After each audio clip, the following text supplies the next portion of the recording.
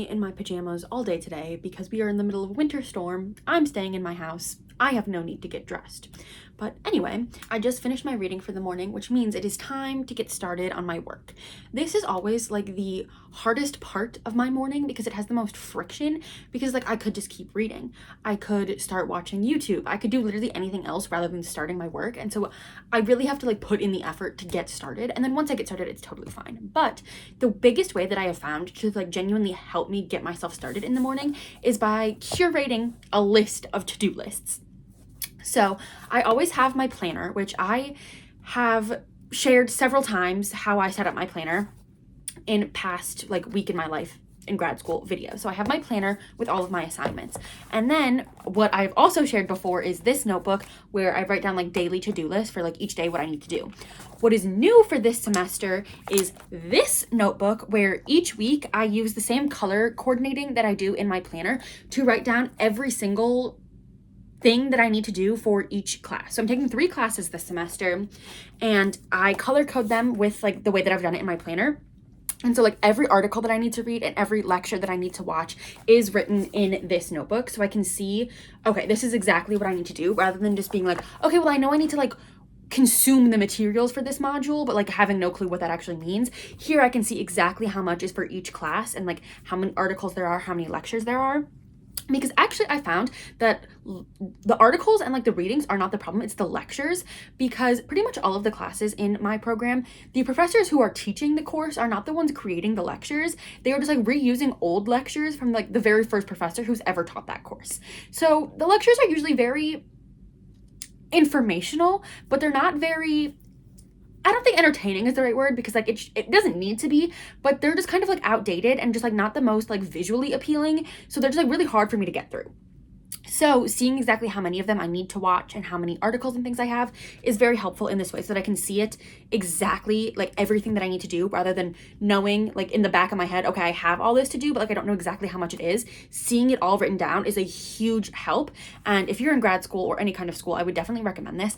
Obviously it's different for an online program, because it's like if you're in person, you're going to the lecture, where here I have to like sit down and force myself to watch the lectures. And it would be so easy to just be like, I don't need to do that, but like I do. So seeing it all written out like this, I can then take this and write down daily what like smaller tasks I need to do. So on my to-do list for today, I need to consume all of the materials for my collection management course. And then also there's a journal corresponding to those materials. So I need to do that. And that is what is on the docket for today. But before we get into that, because this is my first like grad school vlog of this semester and of the new year, I thought I could do a little bit like of a life update, because like there are a lot of changes. So last semester I was taking 4 courses, and this is one of my biggest tips, is that you need to figure out how many classes you can manage. Like there's going to be so many people out there telling you, you should take this many, you should take this many. You need to figure out what works for you, because when I started my first semester, I took 2 courses and I was like, oh, I've got this. This is easy. My next semester, I also took 2 because that's what was available to me, because it was a summer semester. And then my fall semester, I was like, I've been handling 2 just fine. I'm going to take 4 courses. And when I tell you that I would never do that again, unless they're like courses that I'm like genuinely like chomping at the bit to take, I would not do 4 ever again. It was so overwhelming. And it's like not even just the amount of work that you have, but to like balancing everything and trying to make sure that you get everything done at the right time, because most of the assignments are due Sunday nights at midnight. Making sure that everything is done when you have to prioritize on your own, because everything's due at the same time. So it's not like, well, this is due first, so let me work on this first. You have to figure that out on your own. And so now that I've been in, like this semester is the 1-year mark of me being in grad school. And so I've kind of like found a flow. So this semester I am taking 3 courses. I am taking collection management, information services for diverse populations, and library materials and services for adults. And I want to be a teen librarian, as I've stated multiple times. However, being a teen librarian, in most of the libraries in my area, the teen desk is usually like quite like in the middle of the library, and they are one of the most visible desks, other than like the reference desk, which is usually like deeper in the library, if that makes any sense. And so the teen desk needs to be like the person at the teen desk, so the teen librarian needs to be equipped to handle like any inquiry that they could possibly get from any library patron. And so taking courses for like services for adults and collection development, all of these things are going to be incredibly beneficial. And so just like another tip, having the most well-rounded education education as you can, especially in an online program where a lot of like the actual like courses are just like take what you want and like hope that you're on the right track, unless you're like reaching out to your advisor and like making sure for real. A lot of it is truly just like do what you want to do and like make the experience what you want it to be. And so for me, I'm trying to get like truly the most well-rounded education as I can. So not only taking courses in the like youth librarianship pathway, but branching out and making sure that I have at least some experience educationally in all aspects. So that was my plan for this semester. And today we'll be solely working on our collection development course. I might also do like a little bit for my diverse populations course, but we'll get to that when we get to it. So starting now, I have a whole bunch that I need to do. So like I said, I have, let's count actually. I have 1, 2, 3, 4, 5, 6, 7, 8, 9 articles to read, a textbook chapter, and 1, 2, 3, 4, 5, 6 lectures to watch. So we have a lot to do, but usually I spend like this time in my morning. So from like 9 to 10, because I usually wake up around like 8:30 and then read till like 9:30. So like the first and the last hours of my day are meant for reading. And then from like 9:30-ish usually to around 11 or 10 to 11, however it works out with however much I'm reading, I spend doing my tasks, like my school tasks. So right now I'm going to open up my computer and navigate on over to this course and just get started with this module. So I usually like to start with the lectures. This is all very subjective because if you're in an in-person program, you don't have like this much control over what you're doing. But I like to start with the lectures because the lectures usually point out like the most pertinent information, and also just like having someone like tell you the information rather than having to read like these like 20-page articles on your own to like pick out what's really important. The lectures usually help you kind of like narrow in on what I should like help me narrow in on what I should be looking for in the articles. So I'm going to start with my lectures. Even though they're not technically listed first in the module, that's where I like to start because I find that it gives me more direction when I'm then reading the articles. So also, when I'm reading or when I'm watching the lectures, I like to color on my iPad because if I just sit here staring at this woman talking to me, I'm just going to zone out. I'm going to block it out. I'm going to be staring out the window, doing literally anything else other than paying attention. And so I find that coloring kind of makes it so that I'm like listening in the background, similar to listening to an audiobook.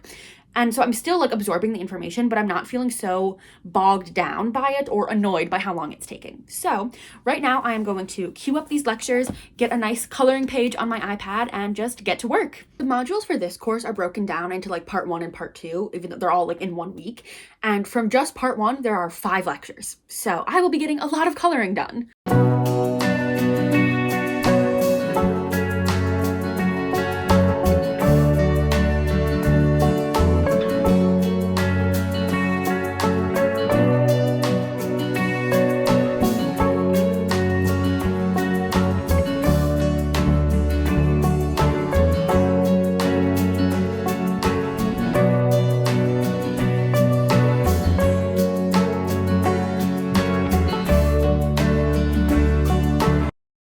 I finished all of the lectures and I finished the coloring that I started yesterday and completed another one. And then I went through and I got all of the readings from part 1 of this module into my like note-taking app, which I use Notability, and I pay for like the cheapest premium one. It is the best note-taking app that I found. I really like how I can like break them down into my courses. But what I'm going to do now is go through and read all of these. And by read, I mean skim, and highlight anything that I think will be helpful for the journal entry that I have to do. And this module is all about like intellectual freedom and censorship, which is quite timely, and it's a very broad topic. And so I'm glad that the journal prompts we were given are like 3 actual prompts, not just like discuss your thoughts on these readings, because I have a lot of thoughts, obviously. So I do know like what I'm like reading for, if that makes sense. Like I'm not just reading for the sake of reading, I'm reading for the sake of then answering that journal prompt. So another tip, if you know that there's an assignment connected to the readings, make sure you know what that assignment is asking of you before you start reading so that you can read towards the goal of answering those questions. So now I'm just going to read through all of these. I have 4 required readings and then like 2 from the optional section that sounded really interesting. So we'll see how much of this I get through because it is 10:45 and I usually go for breakfast at 11. So we might just like push that back a little bit today to at least get through part 1 of this module with these readings. So the first one I am starting with is this like really cutesy illustration happening here. So I'm very excited about this. This also seems like it's got like personal stories, which I always prefer when we get readings and articles from like library magazines and like the library journal, because they're usually like an actual librarian discussing their experiences and like what they learned rather than like an academic journal, which those do still have like merit, and obviously like we do need to read those. But these are just so much more entertaining to read and so much more enjoyable. So I do find myself much preferring them. So glad that we have quite a few in this module. But now I actually need to get started on skimming these articles.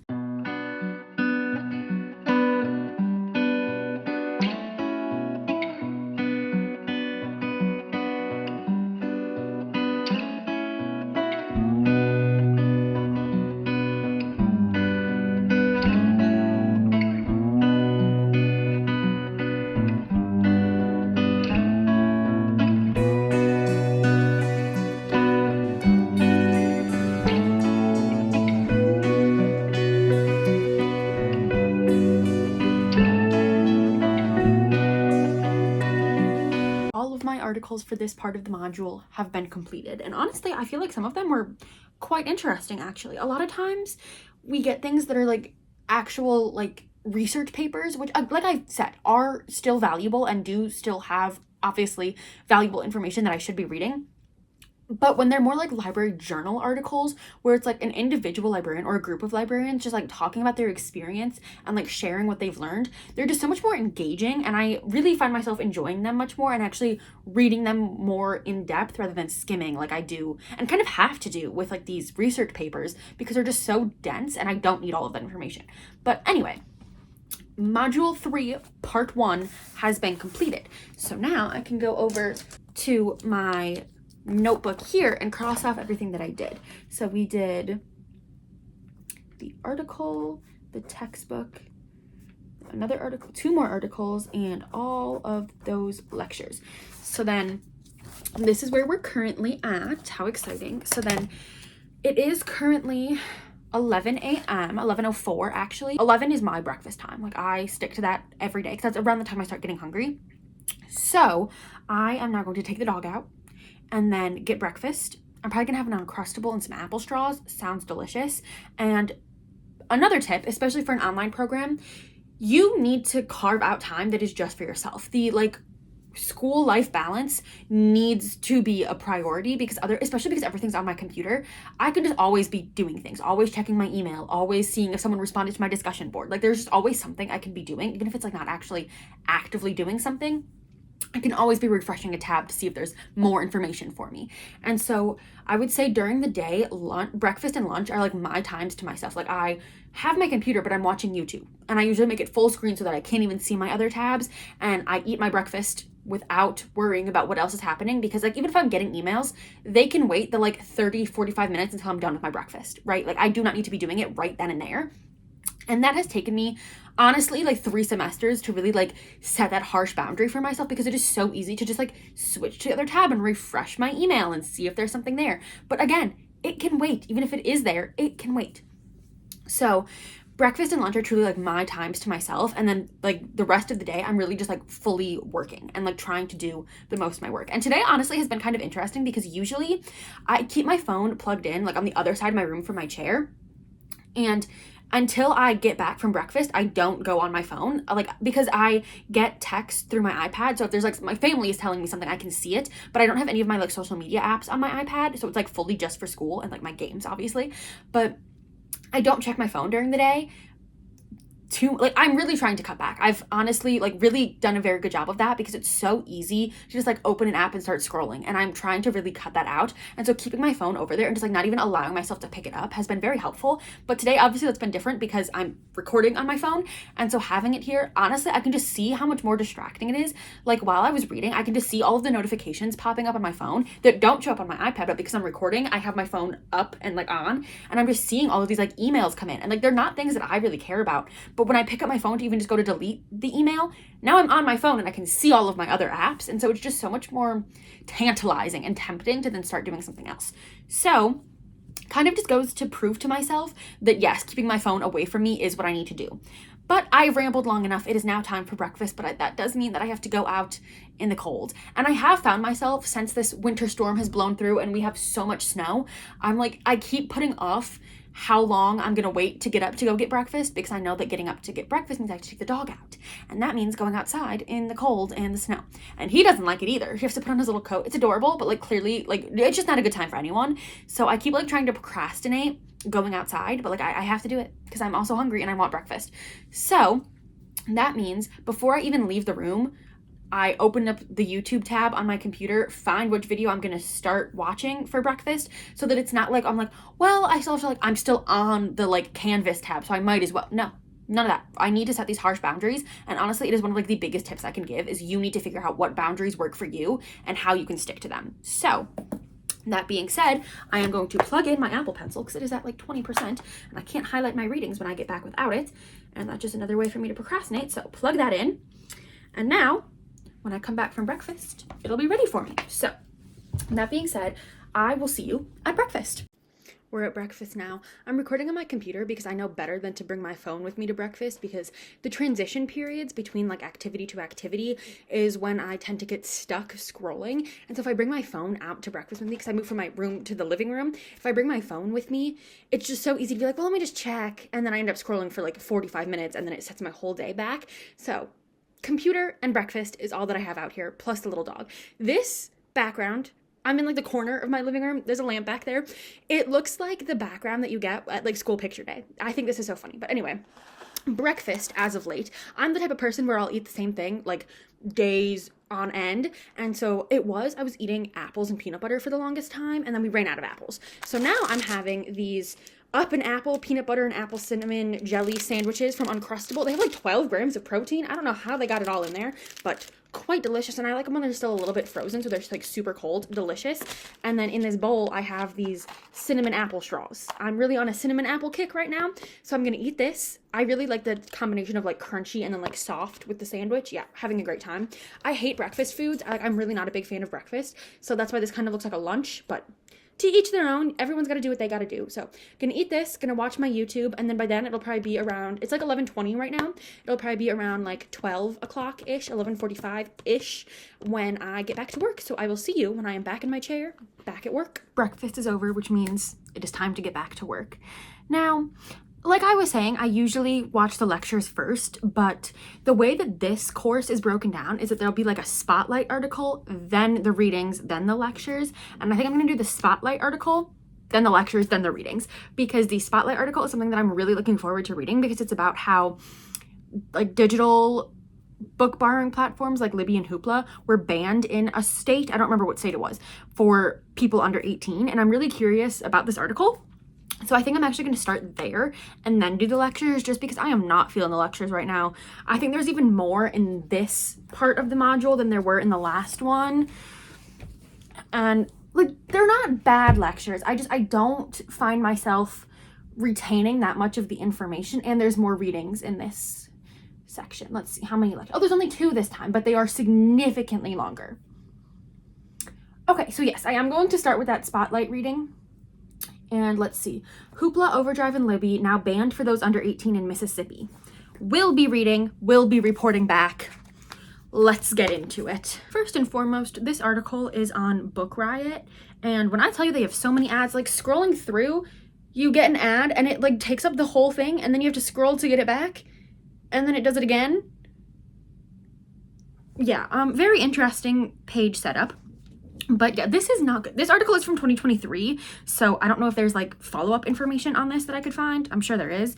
But House Bill 1315 in Mississippi made it so that online resources containing any depictions of sex in any capacity, as well as any mentions of homosexuality, again in any capacity, are banned like completely. And it led to a lot of libraries just like completely shutting down access for those under 18 to e-resources, because there's no way for the libraries or even like the platforms themselves to go through every single item that they have in their collection and make sure that it is in compliance with this rule. And so it just means that kids are having no access to anything. And like, that is awful. Now it is time to watch those lectures, unfortunately. Like I said, there are only 2, but in the first section there were 5 and none of them were over 11 minutes. These ones are both 20 minutes each.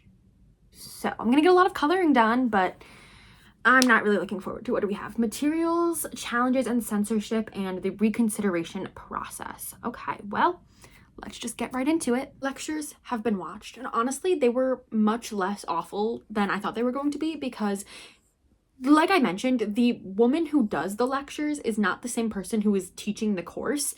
And so I don't want to say they don't line up with the course, but it just feels a little like, okay, you kind of just put those in there. However, these ones were nice because she was giving like examples of her own experience with book bans and then also just giving like other examples from other librarians, and I really enjoyed that.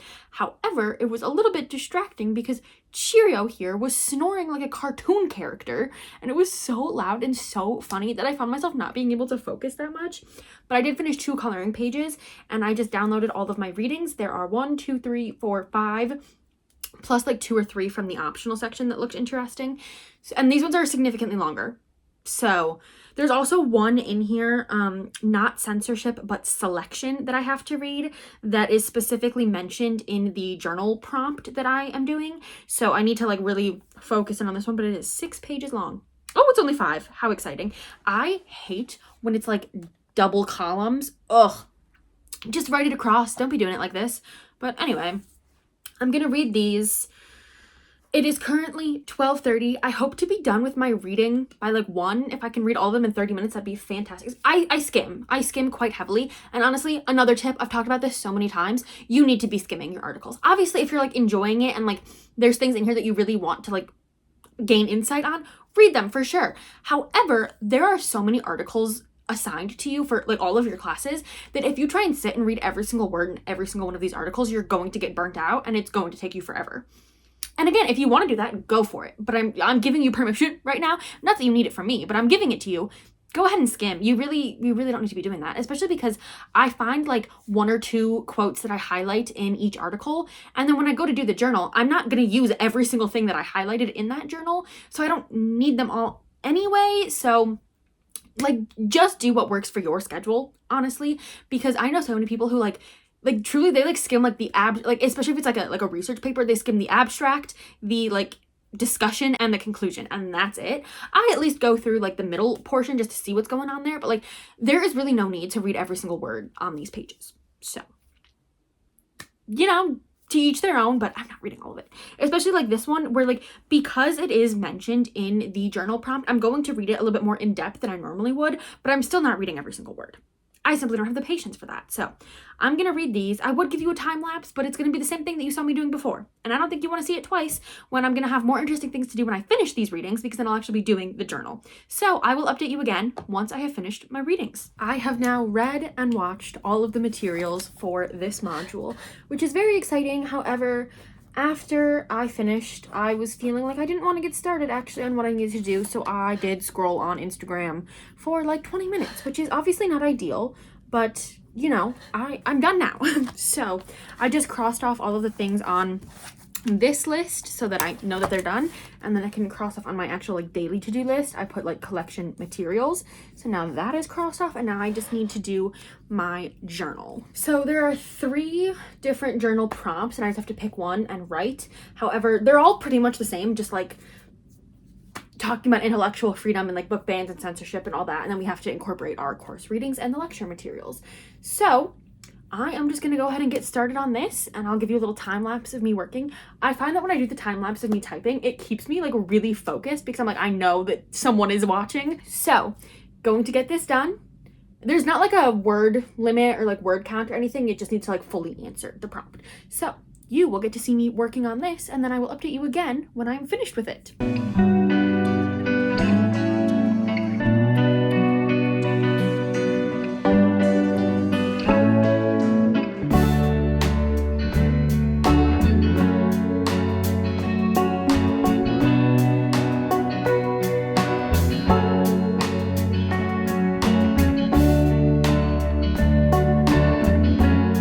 Now 2:09 and I have finished writing my journal response.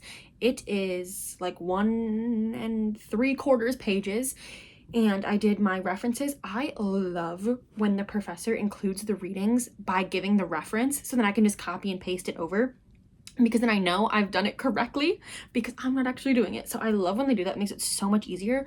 Also, sometimes, especially with like textbook chapters, because all of my classes this semester have textbooks, but they give us like PDF scans of the individual chapters that we need instead of like making us purchase the textbooks, which is wonderful. However, because we're only getting one chapter at a time, it doesn't have the author's name, the title of the book, or the year. So finding that information is really hard, but in the syllabus, the entire citation for the textbook was there. Fantastic. So usually my routine once I finish a like written assignment is I will type it all up and then download it as a Microsoft Word doc, because I type in Google Docs, and so I'll download it as like a Microsoft Word document. And then that, I feel like Microsoft Word is better at catching like grammatical errors than Google Docs. And so then I'll go through and fix all those and then read it all the way through again once I've had like a little bit of space from it, and then I submit it. So that is what I'm going to do now. And then this is, I was going to say it's my last assignment for the week, but I have one more thing, but it is for a different class and it's going to be more fun. So right now I am just going to download, fix up any errors that Microsoft finds, and then submit it. And just like that, my assignment has been submitted, which means the two things that were on my to-do list for today have been completed. Okay. All right, that means for my entire week, I only have one assignment left, and it is a, oh my goodness, jeez, okay. A Picha Kucha presentation for my diverse populations course, which is just a like short, snappy, to the point presentation like about ourselves, and I'm actually having a lot of fun putting it together. And so that means tomorrow I get to spend my entire day working on that, because it is now 2:23 and I need to plug my computer in, goodness. But I usually go to lunch around like 3:30, so I have like an hour before I'm gonna be wanting to do that. So I feel like this is as good a time as any for a little life update, because I have a job this semester. This is very exciting news for me. Let's get you a little better angle. As you may or may not know, this is an online program, which we've established in this vlog, but I also do not have my driver's license. I'm working on it this year, don't you worry. But that means that I cannot work in a traditional sense because I can't get myself anywhere. And like I could take a bus or do something, but like it's just not really feasible for me at the moment. So I have been unemployed since graduating college. However, one of my professors, who is also my advisor and also the faculty liaison for the student organization that I am the president of, came to me and let me know that there was a graduate student assistantship open. And I said, of course I'd be interested. And so she said, okay, here's the link, go ahead and apply.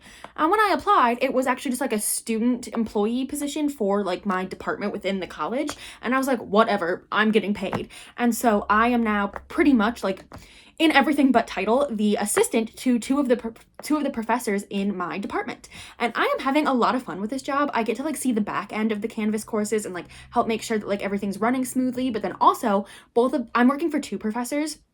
They're working on a paper together that I'm helping them with, and then they also both have like individual projects that I'm working on, and I am just having like the time of my life getting to be like an assistant to these two incredibly intelligent, really like high achieving women, and I'm just having like so much fun with it. And so that's also what is on my plate this semester, is that I am obviously working. It's only 10 hours a week, and they have yet to give me enough work to even meet those 10 hours, but that is something else that's on my plate this semester. And I do have a little bit of work that I need to do for honestly both of them, but especially the one professor. She has me changing up one of her final projects for one of her courses, and so she just gave me feedback on what I had already done for her, so I need to go in and do that. So that'll probably be what I do next after taking like a little refresher, just to kind of pull everything together. And one of my favorite ways of giving myself a little bit of downtime without like in a way that makes sure that I'm not then just like spending so much time on my phone is I will let myself watch one YouTube video, because it's so much like going on your phone. There's just so many other things that are going to distract you, where choosing a YouTube video, if I then want to watch another one, I have to actively choose the next one. Where scrolling on my phone, like the next video, it's playing no matter what, like everything is right there. And so I found that like letting myself watch a YouTube video, albeit choosing one that's not like 45 minutes long, lets me have that little bit of a break that I need to just like kind of reset, you know, without then causing so much of my time to just like disappear by scrolling on my phone for like 45 minutes. So that is what I'm gonna do next. I'm gonna watch a short little, probably like 20-minute YouTube video and then get to work working on the stuff I'm doing for these professors. And obviously I can't like show you that work, unfortunately, because I am having a really good time with it and it is so much fun. And it's also just good to be employed again. Let me tell you, it is so good. But that also brings up something else that I want to talk about, which is I really feel like I never said anything, I don't think, but I'm using this video as a way to like give my tips on being in grad school and like undertaking the MLIS. And one of the biggest things that I have found, obviously, take all of this with a grain of salt because everything for you is going to be different. But also this is an online program, and if you're doing your program in person, I can't give you any recommendations or any tips or anything specific to your program because I've never experienced that. However, I'm going to bring you a little closer before we get too deep. What I can say, and this will most likely be the truth as to whether or not you're in an online or in-person program, I imagine it's more so online just because of the nature of it, but there are so many different people of all different walks of life and all different experiences in my program. Like, I have library experience. I worked in a public library in high school and then the academic library on campus when I was in college. And now I'm unemployed. Well, I was unemployed and now I'm working in this like graduate assistantship role, which is like library adjacent, but I want to work in a public library, so this isn't quite something that's like, it's going to look good on my resume, but it's not going to be like exactly what a public librarian hiring process is going to be looking for, if you catch my drift. But I have talked at length before about how comparison really will kill you, and it will be like the thief of all of your joy, and it will make you just doubt yourself. And like, don't get me wrong, there are still times when I doubt myself because there are people in this program who have so much library experience and are like angling to be library directors and like have the experience to get them there, and now just need this degree to be like the last step, where for me the degree is like the first step in a way. However, there are also so many people who have never worked in a library, who have just been users of their libraries and love what libraries do, and now this is like their first step. Like, they've only had retail or like food service experience, and now they're getting their master's degree to then work in a library. And there are just so many people from all different walks of life with all different experiences, and we all have something to bring to the table, and we all have something to learn from each other and from this program. So if you don't have any library experience but you think this is something you want, go for it. Obviously, maybe like shadow a librarian if you can, if that's possible in your state, to know if it's something you really want to get yourself into, because like a master's degree is a big undertaking and a huge commitment. But like, you don't have to have library experience to be in this field. And granted, in saying that, a lot of the assignments are based on like your own personal experiences. However, like I said, there are a lot of people in this program who do not have any library experience, because if you have like customer service, retail, food service experience, really the like person-to-person connection is what librarianship is like rooted in. And so having that is going to help you so much. And even if you don't have that experience, the readings and the lectures and everything will help you. And also just like say that in your discussion boards. And like, the thing is, everyone has something to bring. There is not anything about you that is going to like disqualify you from the program. Like, if you get into the program, you're going to be here and you're going to be doing it, and like, we want you here, right? Librarianship is such a vast field that like everyone, no matter what their background is, they have something to bring to the table. And so me being unemployed for the longest time, and like I was a year into this program before I was employed, and so I felt honestly at a disadvantage, I guess, because everyone that I was in classes with was like, I work in this library, this is what I do, and like, here's how I think this class is going to help me in what I'm currently doing. And I'm like, well, I don't work in a library right now, and I don't know what I bring to the table, but I bring so much to the table, especially just like, obviously it's a master's of library and information science. You have to do your undergraduate degree in something to get here. That experience, you bring so much with that. So working is not like the end all be all. Working in a library is not the end all be all, is what I'm trying to get at here. Especially because like I felt like this deep itch that was like, I need to go out, I need to be in the field, I need to be fully immersed in this. But at the same time, I am privileged enough to live at home with my family, and so I do not have any living expenses currently, and I recognize the privilege in that and how obviously everyone's situation is going to be different. But this is like the one time in my life where I did not need to have a job, that I did not feel the need to have an income, which again is incredibly privileged. But at the same time, that's never going to happen for the entire rest of my life. Like, there is always going to be some expense that is going to require me to be working. And so being able to take this time to just like fully invest in myself and in my courses and in like my hobbies and in time with my family has been so wonderful. So if you are debating whether or not you should be in school and doing grad school, you can definitely do it. Like, it definitely gives you a different perspective on the classes you're taking. Now you might have to like slow down how many classes you're taking to like obviously balance all of your responsibilities. And so it's just like pros and cons you have to figure out. For like me, if I was working, I wouldn't be able to take as many classes as I am, and I wouldn't be able to put like my all into the courses. Where if I am working, I am making an income, obviously, but I'm also getting experience in the field and padding my resume and like having experiences to bring to the courses, but I'm going to take longer in those courses, and I won't be able to necessarily possibly give all to my courses because I have so many other things happening. But at the same time, there's so many people in this program who are wives, who are mothers, who work full-time, who work like in jobs that have nothing to do with libraries, and they're still managing to make it work. So at the end of the day, what you need to do, it's going to work for you. Like you're going to do what you need to do to make it work. And like for me, that just happens to look like having this like remote opportunity that I didn't have all of my first year, but I was able to take 4 courses in one semester, which I would not have been able to do if I was working even part-time. So it really is just like whatever works for you is what's going to be what happens. And it's like, again, you're going to make do with what you have and with what opportunities you have for you. And again, I would say one of my biggest tips for especially an online grad program, but definitely any grad program or any like even undergraduate program, get involved. Find ways to become involved because that looks really good on your resume too. But also, especially in an online program, it can be so isolating. You've seen me. I've been here in my room all day alone with my little dog. Like it's just the two of us most days. And so it can be really isolating. So finding a way to build connections has been super helpful. And for me, that's been through the student chapter of the American Library Association that I'm the president of, which is a crazy good opportunity that, again, I don't know if I would have been able to do had I been working. So like weighing all of these things against each other has really shaped my view and made it so that I don't feel like, oh, well, I'm not working, so I'm not bringing any value to librarianship. Instead, it's like, well, I'm not working, so I'm able to do all of these other things. So it's like the mindset shift that you need to have sometimes. But back to getting involved, like the student chapter of the American Library Association that I'm in charge of, I'm having like the time of my life with it. I'm able to pour so much of myself into it. And it's been such a great way to like meet other students and like help them make connections. And it's been very fulfilling in that way. And so again, it can be really isolating, but there's also ways that it can be super full of community. You just have to like seek out those opportunities. Where when you're in an undergraduate program, especially if you're living on campus, which is what I did for my undergraduate experience, all of those opportunities are like in your face constantly. Like you see flyers for them. The involvement fairs happen on campus. All of these things are right there, where in an online program, nothing is right there. Like at the same time, everything is at your fingertips because it's online, but nothing is there for you, if that makes sense. You have to seek those things out. And I would highly recommend doing that because it has completely changed my program. I got this job because of the connection I had with that professor because of Scala, which is the student chapter of the American Library Association. And so just like building those connections, and it's so much harder in an online program because you have to like send emails and you have to be like actively on top of it, where in an in-person program, you're seeing your professors all the time when you go into class. So it is more work, but it's also so much more rewarding because it feels like I am doing that work. I am putting in the effort to make this happen rather than just like letting it happen to me. So I've really become a very like active participant in my own education and in my own like professional career, even while I'm not working. It has just like truly an online program. It also just gives me so much time for like self-reflection and figuring out like what I want from things, especially because being online, there are so many new ways to engage with the courses.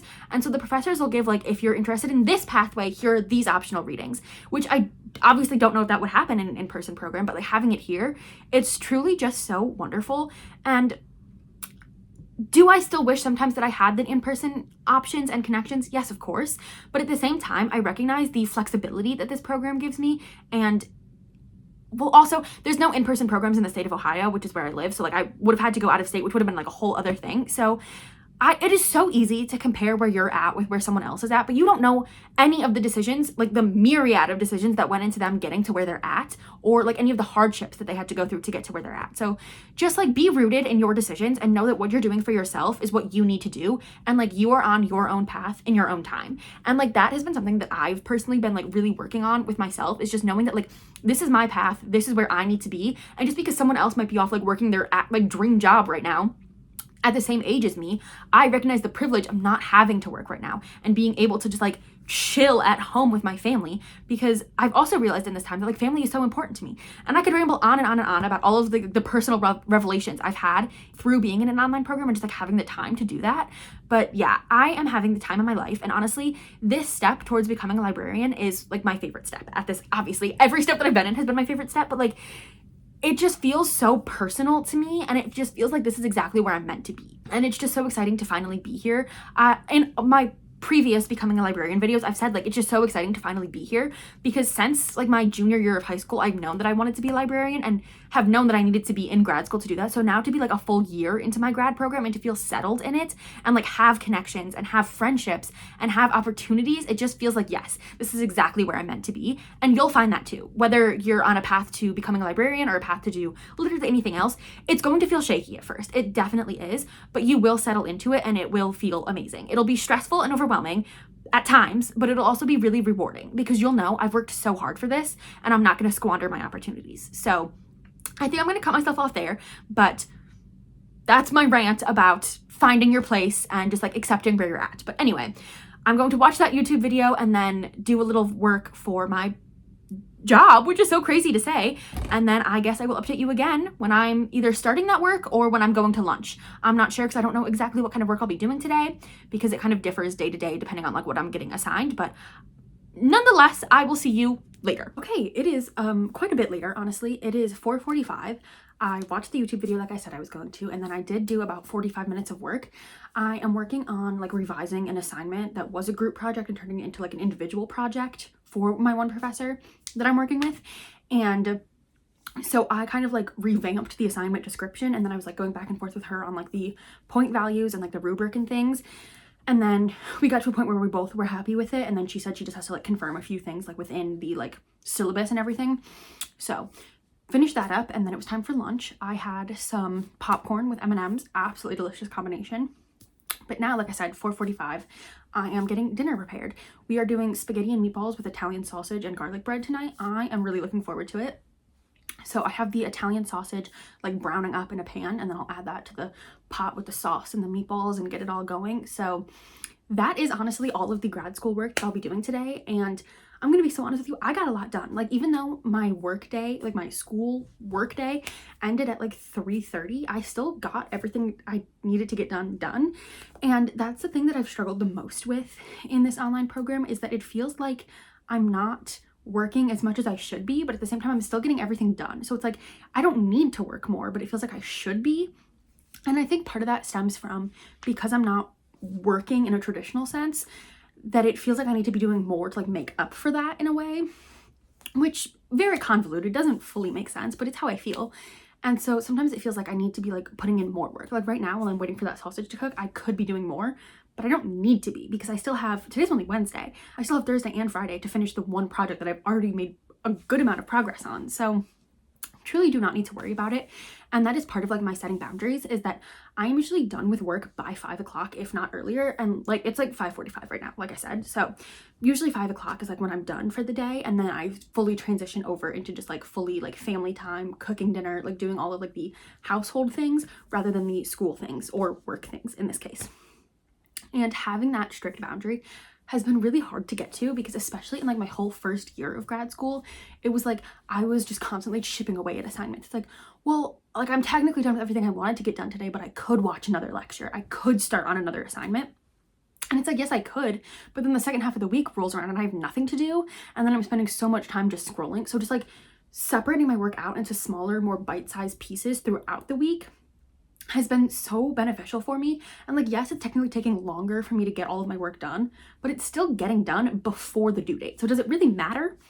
No. And so having that strict boundary with myself has been so important, and honestly has really greatly, drastically improved my mental health. So boundary setting has truly just become so important to me, and like within myself, not even like with other people, but like especially because my brother gets home from school around 3:30, which is like my lunchtime, and then my mom and dad will get home like soon after that. And so just like having that boundary, so then I'm not like, oh, well, like they're home, but like let me just try and get things done super quick so I can go out there. Like I am done. And it also forces me to then really lock in the mornings to get things done. So I'm really happy with the schedule I have set up. And I'm really happy with everything I got done today, because like I said, you saw all the things on that list that I got crossed off. So very proud of myself for sticking to my boundaries, honestly, because it has been a struggle to get here.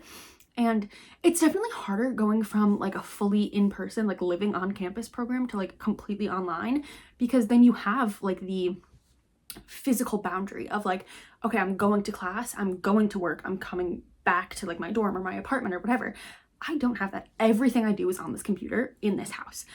So it's much harder to set boundaries, but much more rewarding when I'm able to then stick to them. So that is a day in my life in grad school. That's all like the actual work I'm going to be doing. But I do have one more update for you, and that is about the book that I was reading this morning and will continue to read this evening. And that is The Darkness Outside Us by Elliot Schrefer. And I have found one of the, like, my favorite things that I've implemented into my schedule is for the first hour when I first wake up in the morning, and then the last hour before I go to bed, I read. And it has been so wonderful. It gets me off of my device. It helps me start my day in a much slower, more relaxed and controlled way, and helps me end my night in a more slow, controlled way as well. So right now I am currently rereading The Darkness Outside Us because a sequel came out a few years ago, The Brightness Between Us, and I am hoping to read that this year. So I wanted to reread The Darkness Outside Us to get to The Brightness Between Us. And this, I don't really know how to fully explain it because I have already read this, and so I know there's like a huge secret in this book, and once that's revealed, it changes like the entire way you look at this book. But so it's hard for me to then explain knowing what goes on. But this follows two spacefarers, mainly Ambrose Cusk, and his family owns like Cusk corporations. And this is like set in a far future dystopian world where there's only like two nations and they are constantly at war with each other.